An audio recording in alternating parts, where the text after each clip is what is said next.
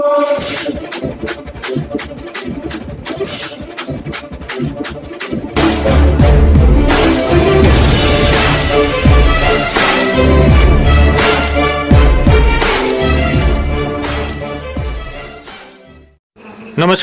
प्यारा Hindustan news channel में आपका हार्दिक स्वागत है। करनाल से बड़ी खबर आ रही है। पूर्व सांसद अशोक तंवर ने भरी हुंकार, कहा मनोहर लाल खट्टर और भूपेंद्र हुड्डा लड़ेंगे बड़ौदा उपचुनाव तो वे भी उतरेंगे मैदान में। पूर्व सांसद ने किया डोर टू डोर नरसिंह क्षेत्र के आधा दर्जन गाँव का दौरा। डॉक्टर अशोक तंवर ने कहा, जिस देश में सत्ता में बैठे लोग ही गिरे हुए हों उस देश के जीडीपी तो गिरेगी ही। उन्होंने कहा, कांग्रेस की नीति कभी भी स्पष्ट नहीं रही। पूर्व सांसद डॉक्टर अशोक तंवर ने नरसिंह क्षेत्र के आधा दर्जन से अधिक गाँव का दौरा कर लोगों को संबोधित किया। वे रंजीत नगर, गुरमेज फार्म हाउस, नरसिंह गुरु रविदास मंदिर, निंगताना, कोयर व बीड़ बड़ालवा में पहुंचे थे। इस अवसर पर संजय कैतवाल, डाचर, खुशीराम भुक्कल, मंजीत सहित अनेक कार्यकर्ता मौजूद थे। रंजीत नगर में गुरमेज गोंदर के फार्म हाउस पर पत्रकार से बातचीत करते हुए पूर्व सांसद ने कहा कि केंद्र सरकार ने LAC पर चीन के खिलाफ कड़ी कार्रवाई कर उनके 41 सैनिकों के मारे जाने पर सवाल उठाते हुए कहा कि कहने को तो कोई भी कह देगा कि हमने 1000 सैनिक मारे, चीन के भाजपा सरकार इसका सबूत पेश करे, दावे नहीं। कोरोना वायरस की वजह से देश में बेरोजगारी की समस्या उत्पन्न हो गई है, जिस वजह से देश के युवा आत्महत्या कर रहे हैं। उन्होंने कहा कि केंद्र सरकार लगातार पेट्रोल और डीजल के दाम बढ़ा रही है, जिससे आम आदमी पर बोझ बढ़ता जा रहा है। सरकार को तुरंत प्रभाव से पेट्रोल व डीजल के दाम पर अंकुश लगाने चाहिए ताकि आम आदमी व किसानों को महंगाई से राहत मिल सके। बड़ौदा उपचुनाव के बारे पूछे एक सवाल के जवाब में उन्होंने कहा, उपचुनाव में अभी काफी समय है। समय आने पर किसको समर्थन देना है, किसको नहीं देना है, उसके बारे में उचित निर्णय लिया जाएगा। उन्होंने कहा, अगर बड़ौदा उपचुनाव में मनोहर लाल खट्टर और भूपेंद्र सिंह हुड्डा चुनाव लड़ेंगे तो वे भी चुनाव मैदान में उतरेंगे। करनाल से अनूप कुमार सैनी की रिपोर्ट।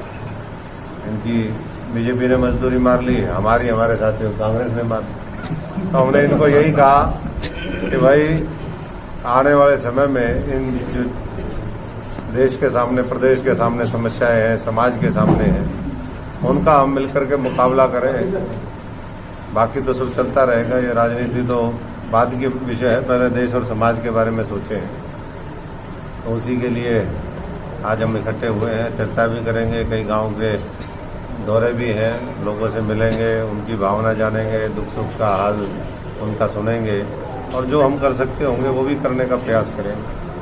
हमारे भाई सतीश राणा जी भी है, महाराज जी, आनंद शिकारा साहब है, हमारे मुकुल जी हैं, इधर सिद्धार्थ जी, गर्ग साहब, ये सारे यहाँ पर हैं और बहुत से साथी नाम में उनका छूट भी गया, माफ़ी भी जाऊँगा। सौरभ सोरेवाला जी और हमारे साथी कई साथ पहुँचे हैं।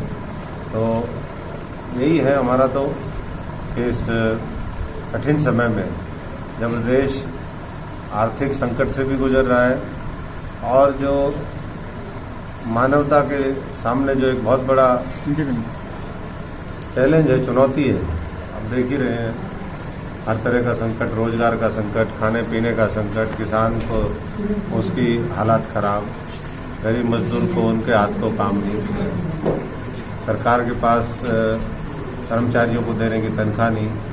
तो ऐसे में बहुत विकट परिस्थिति हमारे सबके सामने है और ऐसे में बाहर से चीन का हमारी सीमाओं में घुस करके और हमारे सैनिकों को मार देना। अब ये लोग कह रहे हैं कि हमने इतने मार दिए, 135 मार दिए, कितने मार दिए, क्या है क्या नहीं। इसी तरीके से जब पहले मामले होते हैं उसमें भी बोलते हैं, अरे भाई कोई सबूत कहीं है नहीं, आप कहते हो हमने इतने मार दिए, फिर तो इसको थोड़ा और वो कहो ना कि भाई हमने जो है 1000 से ऊपर सैनिक मार दिए चीनी। आप ये कहो हमने 2000 की आँख तोड़ दी, 10,000 घायल कर दिए। जब झूठ बोलनी है तो और बोलो बढ़िया तरीके से। ये जो व्हाट्सएप यूनिवर्सिटी है, जो भारतीय जनता पार्टी और तमाम दूसरे लोगों ने जो झूठ का केवल प्रचार करती रहती है, उससे मैं समझता हूँ कि सबको बच के रहना होगा, सजग तरीके से रहना होगा। और जो देश के सामने संकट है उसका एकजुट होकर के मुकाबला करना है। सर आज गुरमेश गुंदर जी को पार्टी क्यों छोड़नी पड़ रही है? बीजेपी पार्टी बात चौधरी की बात है तो क्यों छोड़नी पड़ रही है? देखो हमने तो, ये तो हमारे भाई हैं, हम तो किसी को छुड़वाते नहीं भाई। हम तो ये कहते हैं कि अन्याय और अत्याचार के खिलाफ लड़ाई लड़ो, और जहाँ ये है अन्याय अत्याचार वहाँ रहना। अगर आप जिंदा हो तो जिंदा होने का तो सबूत देना पड़ता है रोज। आप शाम को सोते हो, अगर आप अगली सुबह नहीं उठोगे तो ये माने मृत घोषित कर दिए जाओगे। तो जिंदा रहने का सबूत, जो जिंदा कौम होती है, जिंदा व्यक्ति होता है, उसको अन्याय अत्याचार के खिलाफ लड़ना चाहिए। यही हमारे गुरुओं ने सिखाया, चाहे वो सिख धर्म हो, चाहे हिंदू धर्म हो, चाहे वो गरीब समाज के हमारे महापुरुष हो। यही उन्होंने हमें दर्शन दिया है। तो हम तो गुरमेश जी से यही कहने के लिए कि भाई अभी तो लड़ाई बाकी, तो ये सारा सिलसिला चलता रहेगा। ये छोड़ेंगे तो इनका स्वागत है हमारे साथ। बाकी तो भाईचारे में हम भाई के साथ आए हैं। उम्मीद छोड़ने के बाद कहाँ पर जाने का तय है? कहाँ पर जाना तय है छोड़ने? हम तो ये सारी पार्टियां, कोई लुटेरा है, कोई जो है डकैत है। तो अभी तो डकैत, लुटेरे, चोर, उचक्के, इनकी राजनीति पर्याय बन गई है। और अगर इसको हमें बदलना है, इस परिस्थिति को, तो उसके लिए जरूरी है कि हम नए विकल्प, हम तो राजनीति में यही करने के लिए तो आए थे। और हम तो ये सोचते थे कि राजनीति में आएंगे, हजारों लाखों करोड़ों लोगों का भला करेंगे, जिनको आज़ादी से लेकर के और आज़ादी से पहले तक शोषित और पीड़ित रखा है। चाहे वो किसी 36 बिरादरी में वो लोग बैठे हैं, किसी भी उसके हों, उसको पूरी मजबूती से उनकी लड़ाई लड़े। हमारे दलित भाई हैं, पिछड़े हैं, अकलियत के साथी हैं, माइनॉरिटी के भाई हैं, और जो गरीब समाज है कहीं भी, उसको किस तरीके से हम ऊपर उठाने का काम करें। लेकिन यहाँ देखा हमने तो यहाँ से सब साठ-गांठ चल रही है। नई पार्टी बड़े सर, काफी अरसे से आपने जो कांग्रेस पार्टी है वो छोड़ दी है, अब क्या आगे करके आगे बढ़िया विकल्प तैयार करेंगे। आगे विकल्प तैयार करेंगे। आगे विकल्प तैयार करेंगे। और विकल्प जो है पूरा देश भी और हरियाणा भी चाह रहा है, क्योंकि जहाँ पूरा पूंजीवाद हावी हो, क्रोनी कैपिटलिज्म उसकी वो हो, लोगों को कोई राहत ना मिलती हो। अब ये देख लो, आज भारतवर्ष कहाँ खड़ा है? हम हेल्थ के ऊपर 1.9% पैसा खर्च कर रहे हैं, तभी तो ये दुर्दशा है। केस बढ़ते जा रहे हैं, अभी तो बहुत बढ़ेंगे, और उसमें कोई राहत देने का। दूसरे अमेरिका जैसे कंट्री 16% जो है अपने जीडीपी का खर्च कर रहे हैं, तो कहाँ हम स्टैंड कर रहे हैं? तो जब तक बात की सर, जिस तरह से भारत की काफी जीडीपी गिरी हुई पहले से ही, अब ज्यादा चली गई है, लॉकडाउन को ले, ऐसे में जिस तरह से जो पेट्रोल और डीजल के लगातार दाम बढ़ रहे हैं, ऐसे में क्या कहते हैं? ये सरकारी गिरी हुई सरकार है जी। और जो सरकार के सहयोगी है विपक्ष, जो देखने में तो विपक्ष है लेकिन वो सत्ता पक्ष का एक हिस्सा है। तो जब इस तरह के लोग सत्ता में बैठे हैं तो वहाँ जीडीपी कैसे उठ सकता है? डीजल पेट्रोल के दाम मैंने गिरी हुई सरकार इसलिए कहा कि लोग तो मर रहे हैं, लोग सुसाइड कर रहे हैं आर्थिक संकट की वजह से। ये सरकार अभी भी डीजल पेट्रोल के दाम बढ़ा रही है। ये और किस तरीके से? ये मास्क लगाने पे, अरे भाई मास्क बांटो ना गरीब आदमी को। मास्क लगाने पे उनसे अपने चालान काटने का काम करती है। तो बहुत संकट का समय है, और ये केवल और केवल घोषणाओं से कुछ नहीं होने वाला। इसलिए जनता अब क्रांति की ओर अग्रसर हो।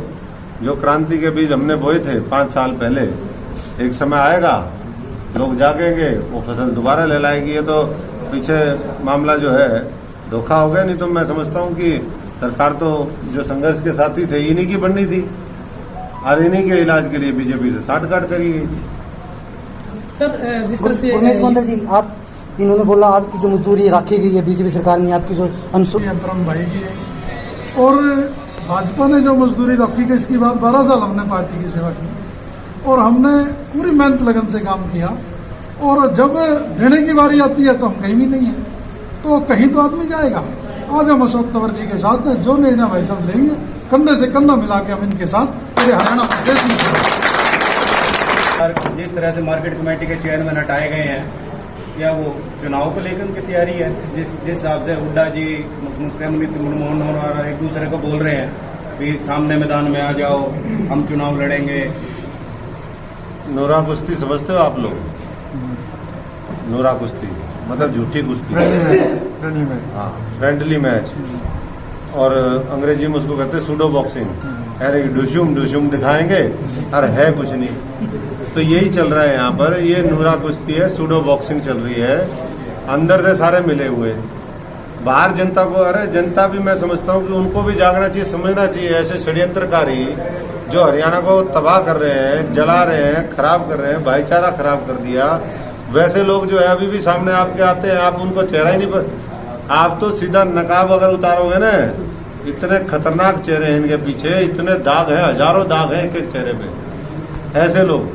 और वो जनता में आकर के ऐसी बातें करते हैं जो जनता को पता नहीं लगता कि क्या। थोड़ा सा आप अपने बुद्धि और विवेक का सही से इस्तेमाल करोगे तो आपको पता चल जाएगा कौन आपका सच्चा हितैषी है और कौन नकली है और कौन महानकली है। नकली और महानकली की भी लड़ाई है। यह अभी जो आपने सवाल पूछा कि बड़ौदा में क्या होगा, बड़ौदा में हम तो साथियों से विचार करके बात करेंगे, लेकिन जिन लोगों का 16 साल से कब्जा है, एक मुख्यमंत्री है, एक पूर्व मुख्यमंत्री है, और वो क्या कह रहे हैं, वो ये कह रहे हैं कि भाई वो चुनाव लड़ ले, अगर विकास किया है तो वो कह रहे हैं वो लड़ ले। और मेरी दोनों को चुनौती है, अगर दोनों ने ही विकास किया, हर दोनों मैदान में आएंगे बड़ौदा, तो अशोक तंवर भी वहीं से ताल ठोक देगा।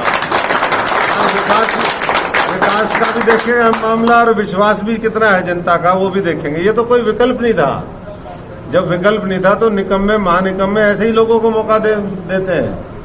अगर इनको दी होती तो फिर यही विधायक होते, और किसी को दी, अच्छे आदमी को दी होती तो वो होता। जब विकल्प ही नहीं है, हम तो अपना सारा जो है, सारे साथी ये सोचते हैं कि चलो विचारधारा की लड़ाई लड़े, सिद्धांतों की लड़ाई लड़े, नीति और नेतृत्व की लड़ाई लड़े, और ये जो है सारा सौदा ये सब आखिरी में जो है बिक जाता है।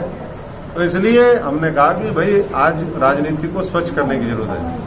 ये सफ़ेद कपड़े जब पहनते थे ना पुराने समय में, धोड़पोश, उनकी इज्जत थी।